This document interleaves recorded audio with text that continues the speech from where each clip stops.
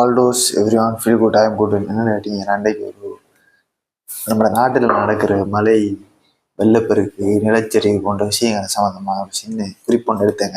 அதை பற்றி சும்மா பார்ப்போண்டு எடுத்தேங்க. வீடியோ பிடிச்சிருந்தா பாருங்க, ரிஸ்கி பண்ணிட்டு போயிட்டு பிரச்சனை. ஓகே, ஸ்டார்ட் பண்ணுறேன்.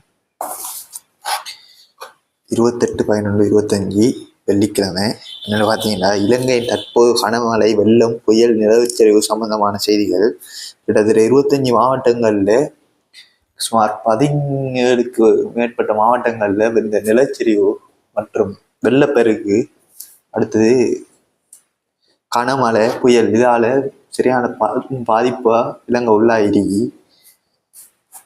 இப்போ நான் வாசிக்கிற இந்த நேரம் வரங்காட்டிக்கும் பல மாவட்டங்களில் வெள்ளப்பெருக்கினாலேயும் நிலச்சரிவினாலேயும் பெரும் பாதிப்புகள் ஏற்படுறது. இது எல்லாம் அவங்களுக்கு தெரிஞ்சிருக்கு, நீங்கள் பார்த்துருப்பீங்க செய்தியில். நானும் ஒரு சும்மா இன்னொரு குறிப்பொன்று எடுத்தேங்க, தான் சொல்ற பாருங்க.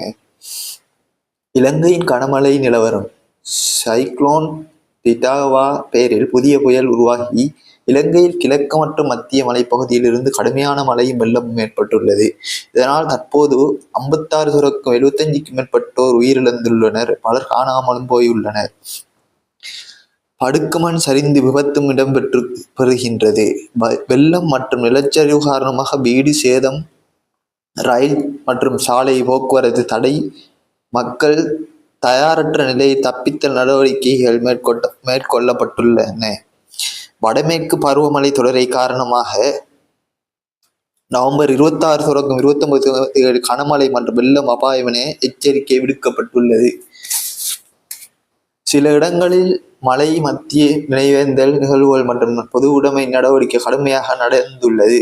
முக்கிய எச்சரிக்கை பாதிப்புகள் என்னன்னு பார்த்தீங்கன்னாங்க, மழை வெள்ளம் நிலச்சரிவு காரணமாக நீர் மட்டம் பெரிய நீர் சேர்மானங்கள், ஆறுகள், அணைகள் பெரிய நிலைகளில் பெரிய வெள்ளப்பெருக்கு எடுத்த நிலையில் இருக்கின்றது.